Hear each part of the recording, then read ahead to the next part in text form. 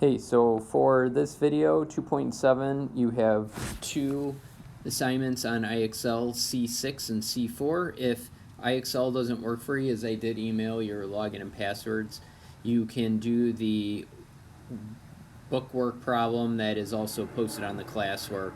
You have the links to the C6 and C4 and IXL along with the bookwork, and the problems are on there. So if you look here in this example 1 area, this is what you'll see for C6, and then C4, these type problems are down here. And the book problems, they're sorted about the same. So we're moving into rates, proportions, and unit rates within this section, and then we'll continue on with similar things from here. So the main topics that we're going to look at is first is a ratio. Anytime you hear the term ratio, that's simply a comparison of two quantities by division, like 2 over 3 or 55 miles per 1 hour, and so on. Equivalent ratios, if we set two ratios equal to each other, those are called proportions. That's a straight up definition. I set this ratio equal to that one, that's called a proportion. And then the last important definition here is a unit rate. So anytime we compare two quantities, which we'll look here in a little bit, where the denominator, the second quantity, as it says here, the denominator, the second quantity, is 1, then you have a unit rate, which will be very important to distinguish. So distinguish and be useful, as we'll see not only as homework, but you also see it when we do things like within the economy. You've been doing these things, but this is formalizing it some more. So when you are given a proportion like we have in C6 here, you're comparing two things, or two ratios, like the cell phone company found that 15 of their phones sold in July were defective, and they sold 250. So there's a ratio. We can go number of phones per that are defective per how many are made. I'm not going to write that quantity yet until we look at the next one, where it says how many of the 300 phones sold in July should they expect to be defective. So if we're assuming it's the same ratio, first off, we don't know how many phones will be defective, so we're going to make that X, and then we're going to divide it by 300, the number of phones in July. So X is going to represent the number of predicted defective phones in July based on June data. So my suggestion is, whatever your variable is, you always put in this upper left-hand corner. You'll see why I say the upper left corner here in a second, because we're going to write the other ratio over here. So you have X over 300, and then you are going to take the June information and line it up. Now, since we had the number of defective in the numerator divided by the total, we have to do the same over here. Number of defective in June, that was 15, divided by the total phones in June, which was 250. And now we can solve for X. If we set this up like this, where we have X in the top left, then it's quite simple in terms of solving. We just multiply by the denominator on both sides. And to do this calculation, you can either cross cancel these, 300 over 250, or you could go and then multiply whatever that result is by 15, or you go 15 times 15 divided by 250. You simply can do that in your calculator. And if we do that, we get X equals 18. Change up colors here. X equals 18. So that would be the number of predicted defective phones in July based on June data. Same for this one. We're going to look at the ratio of boys to girls in our class is 3 to 5. So for every 3 boys, there's 5 girls. And in this particular class, there are 12 boys. How many girls? So the question is how many? And the how many is your variable X, the number of girls. And we're going to divide that by the number of boys in the class, which is 12. And then this is written as a ratio with the colon. This is the same as 3 over 5, and 3 is representing the first quantity, boys, and 5 is representing the second. So when you see boys to girls, it's the same thing, 3 to 5.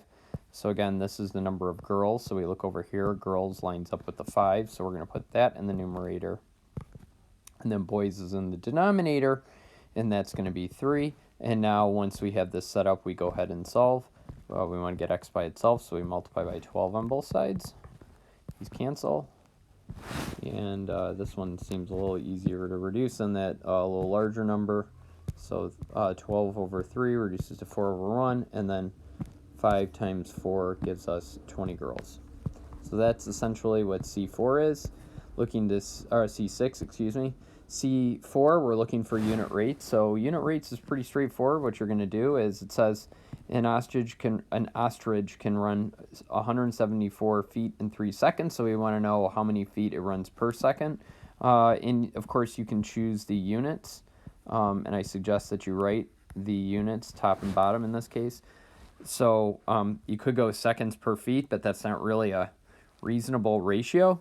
Feet per second is something we use more extensively, and it makes sense to us, helps us get an understanding of how fast something's going if we do feet per second. So that being said, 174 divided by 3, just type that in your calculator and you will get 58, which means 58 feet per second. You can write the unit on the diagonal, you don't have to.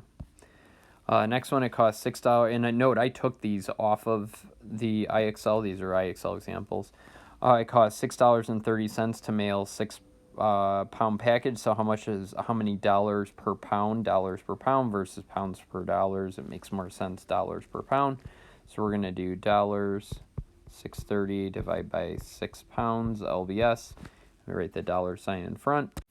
And that gives us $1.05 per pound is how you write the units for dollars per pound.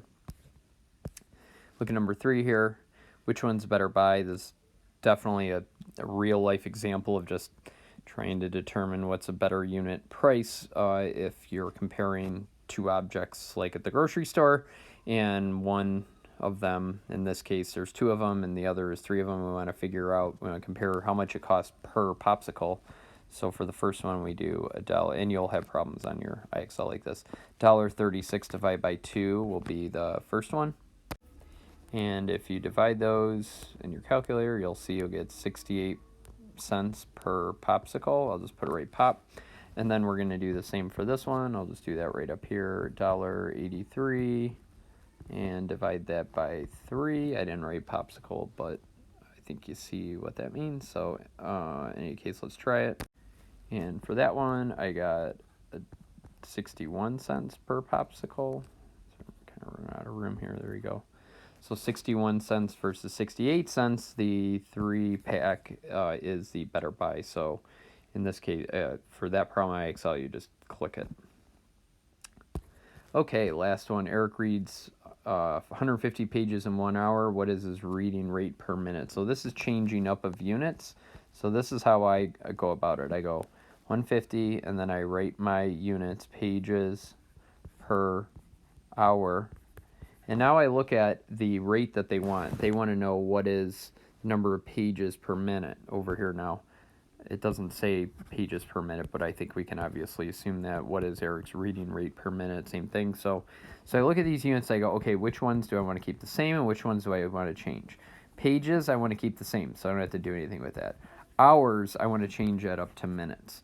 So I think about this as a fraction. I go, okay, hours is in the denominator. I'm going to multiply this by some quantity, and I want to get rid of the hours, so I'm going to put hours in the numerator here, because then I know that this and this is going to cancel. And then I go, okay, well, what unit do I want to have? Well, I want to have minutes. So I'm going to put minutes in the denominator there. And now I come back here. This is going to be multiplication here.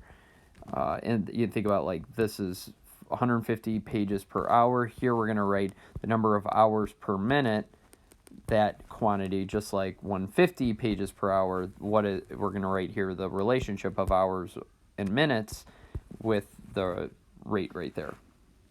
So there's 1 hour and 60 minutes, so I write that in.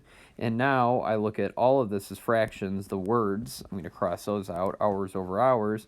And now I look at what I have. I now have pages per minute. So I'm going to write that out, pages per minute. And then I look at the numbers. So this is 150 over 1, and I look at, I have 150 divided by 60. I plug in my calculator.